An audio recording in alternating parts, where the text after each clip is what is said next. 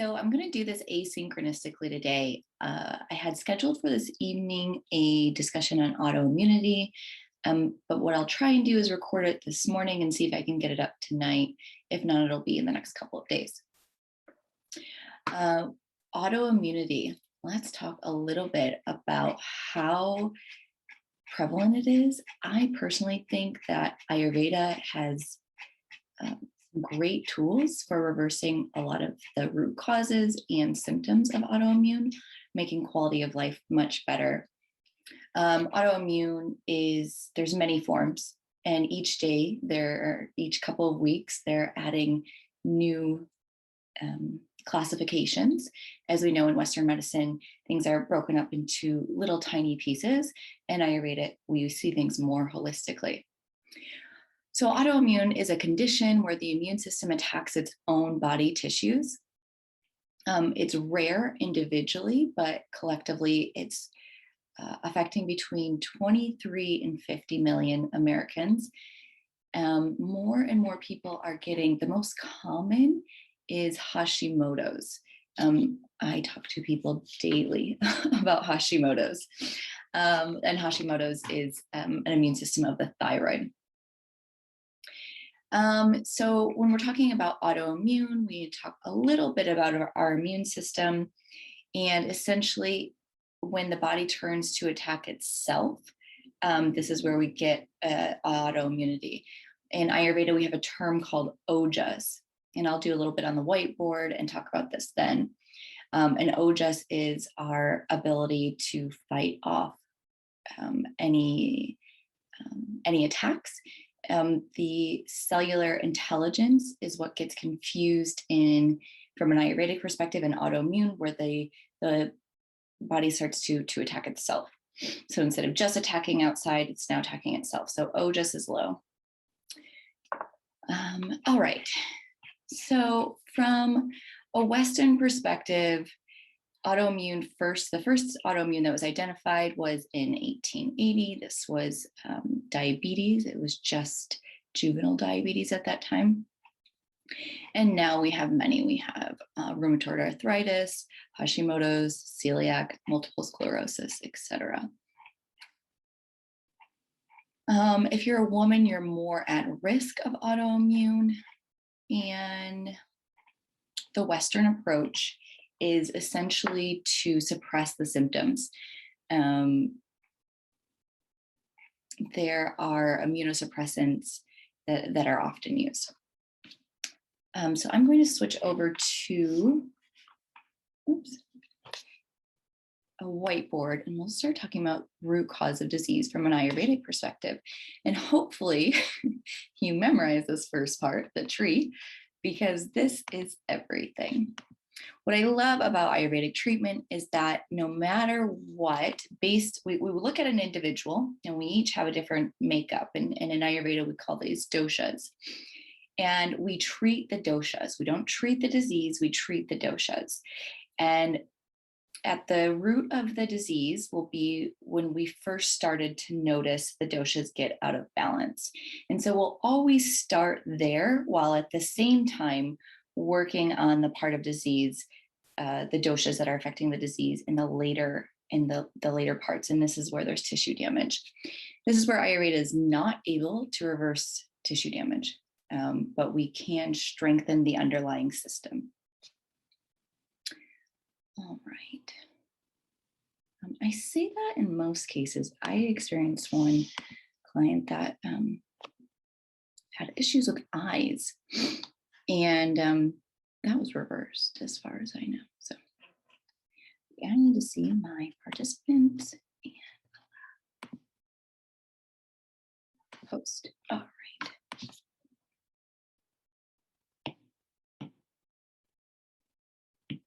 All right, so I love using this whiteboard because I feel like drawing it gives us a little bit more insight when I'm using these words that we may not be familiar with. Okay, so from an Ayurvedic or holistic point, I've seen NDs, holistic PharmDs, etc., write about it in the same way. So I'm going to refer to this as an Ayurvedic perspective. yet it's very similar to other holistic modalities. Where Ayurveda tends to stick out is we work, it's almost a therapy one-on-one to help rebuild these habits, to help rebuild our lifestyle.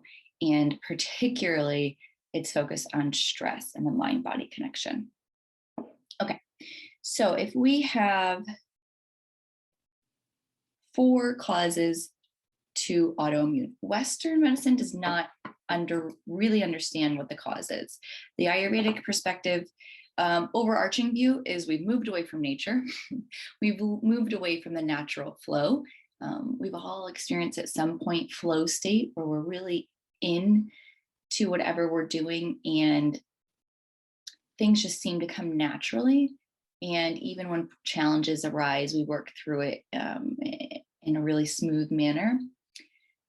This is a state we're looking to get back to. We've kind of, or we have been taught out of this.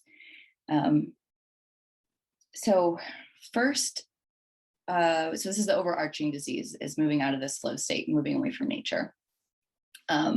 When we have greed and all of these factors involved in policy and dirty air and dirty water, there's this too. I know that people can spend a lot of time blaming external factors. I'm not here to do this. I'm very aware of them and I will bring them up.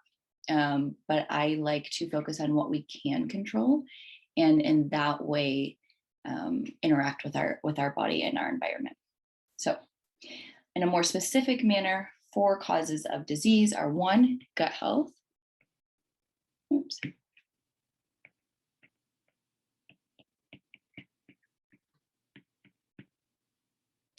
2 is stress. Usually there's some sort of stressful trigger. 3 is genetic. And 4 is environmental.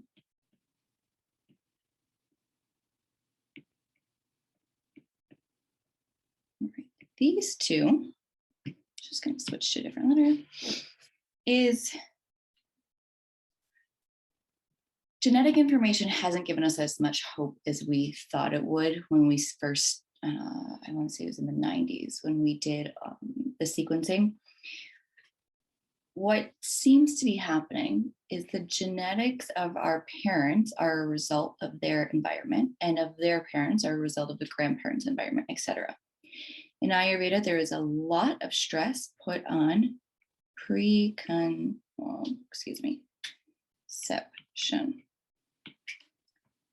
Preparing for pregnancy. What information we have in our bodies go to create our children. And this seems logical when we think about it, but we don't spend much time with this. So I will talk, the next one of these I'll do is on fertility. We're going to talk a lot about preconception care, a lot about how it benefits your baby and you during and after pregnancy, and almost after pregnancy is more important. Most people are concerned with just the act of getting pregnant. But if we can take care of our health before getting pregnant, then a lot of headache, a lot of medical issues, et cetera, can be prevented. And I say this from an Ayurvedic perspective. Also, this is not medical advice. So any of this, please go over with your licensed physician. Okay, so this is to say that the genetic and environmental can be one and the same, but we can't change our genetics. So whatever we're handed from our parents is what is the cards we're dealt with. Environmental, we can change to a certain extent. And we'll go into the treatment from an Ayurvedic perspective. So let's open another whiteboard. And we'll start with gut health.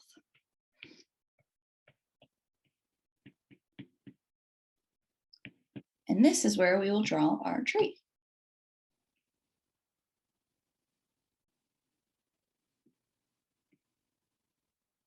Here's the ground, and these are our roots. All right.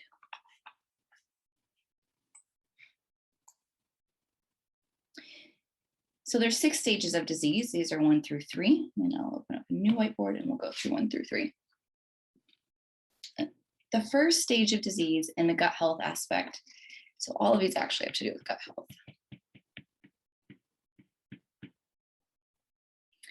The first stage is what we call accumulation.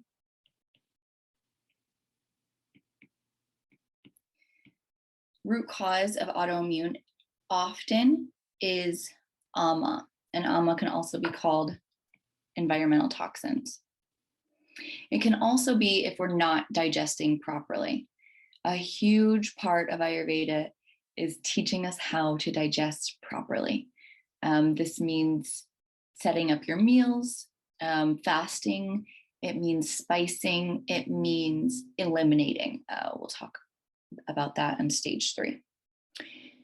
And so this is from an Ayurvedic treatment we would be working on eliminating AMA. Aggravation is second. So in your gut, is it starting to aggravate the lining of the gut? This would help us. This way we work to regulate Agni. And Agni, we've talked about, is our digestive fire. It's also, the subtle form of it is called Tejas. And Tejas, okay, I'll write Tejas down. Tejas is a subtle form of Agni, also the subtle form of Pitta. Tejas is our cellular intelligence. Are our cells able to communicate with each other? If we have the right nutrients, are they being broken down and going to the right places? This all has to do with the second phase of disease. Now, we don't even really consider these parts disease yet. What we can do is we can rid of AMA, so not take in toxins.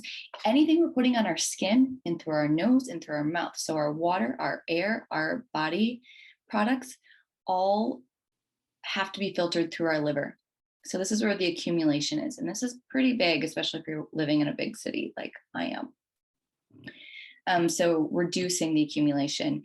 Once it's in the body, having a digestive fire that's strong enough to be able to eliminate.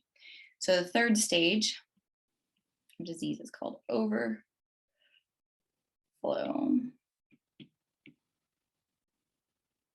And this is where we can get some sluggishness in the gut. So if accumulation and aggravation aren't released through proper digestion, meaning we poop regularly. If you work with me, we'll talk a lot about poop. If it's not clearing out, then it goes into overflow. Overflow is where we experience fatigue, sluggishness, coldness, any sort of circulation issues, this sort. This is all preclinical. So when you go to your doctor, and this is so common these days, we're all going to our doctors and we're saying we don't feel well, and our doctors are running all the tests and they're saying there's nothing clinically wrong with you. Ayurveda will be asking these questions and we'll be helping address it from what we call subclinical levels. All right, so gut health. 4, so if it goes overflow, what happens is there's these little proteins in your gut, little cells. And the molecules that we're digesting, if these aren't closed, they'll start to break through and go into your deeper tissues. It's called relocation. So let me go back to the whiteboard. This is stage 4. So this is when the doshas start to come, the doshas and ama start to come out of the gut. Oops. This is the gut. When it starts to come out of the gut through what medical science is now calling intestinal permeability, or leaky gut is what alternative practitioners have been calling it for years. Ayurveda is 5,000 years old, and so we've been calling it this for 5,000 years. But now that the literature is catching up, there really is something called intestinal permeability. when these molecules we were pointing to move from the gut into the deeper tissues. Let me go here, back over here. This is what we call relocation. So the key to keeping autoimmune in check is first keeping overflow from going into relocation. Now, once we get to levels 5 and 6, this is usually when Western medicine can pick up a disease. So this is when there's tissue damage. Oh, I just wrote tissue damage. And this is when it diversifies. So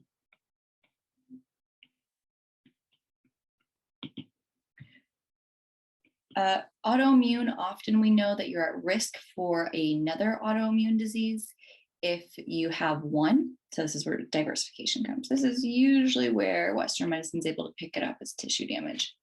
So if we want to avoid diversification and we want to feel better, we work on all 6 of these levels, mainly here.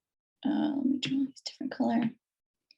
Right in between here is when we do what we call a cleanse or a reset or what we call an elimination diet. Ayurveda has specific protocols called panchakarma. We've been using it again for thousands of years.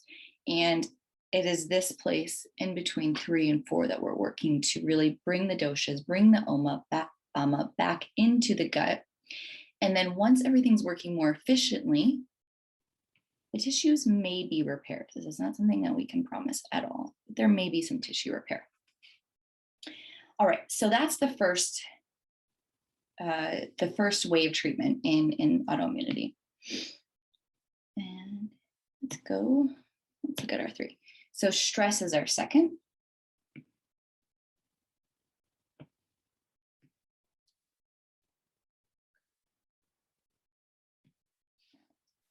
So 2 is stress. We can have as mental or physical.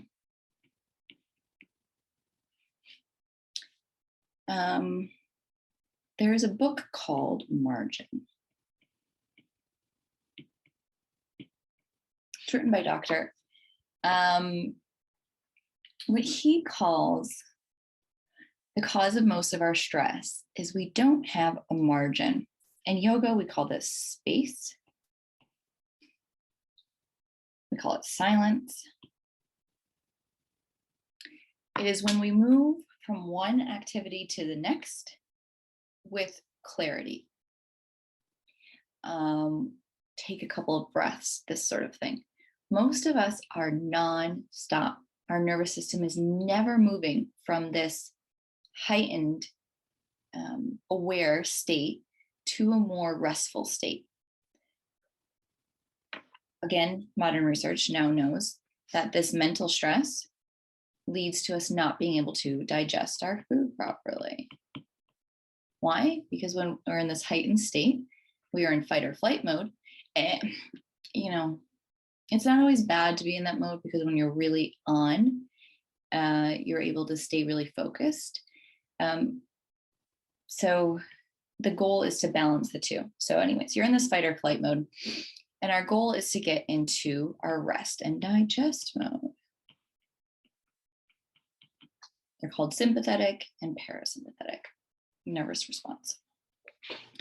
Anyway, so back to this book, Margin. He's stating that most people just need to practice over and over and over again how to create space in their day, mental space. He says, we think about physical work, and our ancestors were out in the fields all day long, but their days were steady. Everything was steady, and there wasn't as much mental stress. What he finds in relation to heart disease in particular is that it's the mental stress that causes more physiological damage than the physical stress. That's interesting. So we can say this over and over and over, stress less, stress less, stress less, but what does this actually look like and how does it feel? I can tell you if you have been living in a standard American state of stress, a standard Western state of stress for 30, 40, 50 years, it's going to take some time. I recommend people take a year of an intensive program that's gearing you towards resetting that nervous system. The nervous system is a funny thing because it's physical, and yet it's controlled largely by our mental, also by our biological. So the foods we take in are super important. We know that our moods are improved with the quality of food we take in. So it's a combination. But really toning that nervous system. And Ayurveda does this in several ways, through body therapies that you can do at home, through breath work, and through mental training. All right, so our third is genetic. There's not much to say about this. It's what we're born with. In yoga, we'll call it karma. It's what we have to overcome. But our genes, we also know there's something called epigenetic.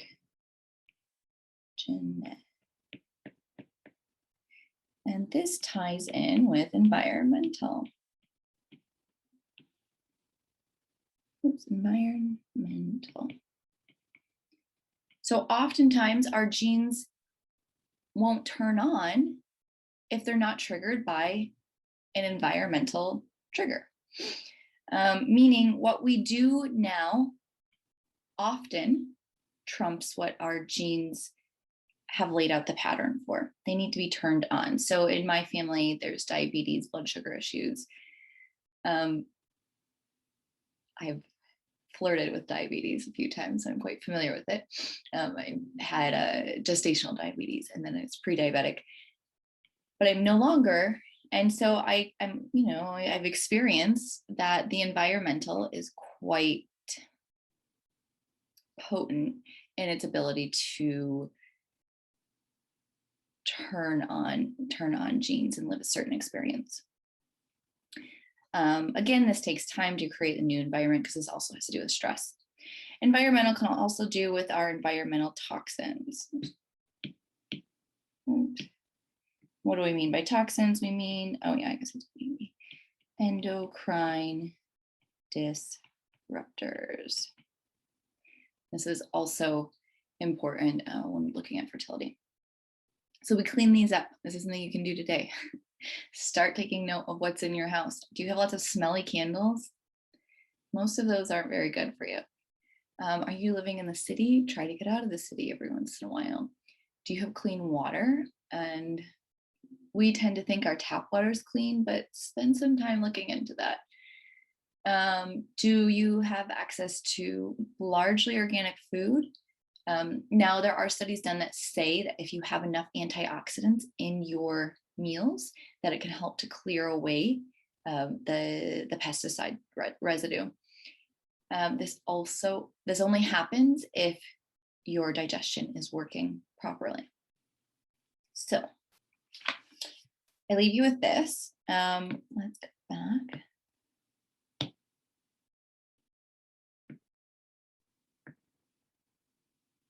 Great. Root cause of autoimmune. This is how Ayurveda can help.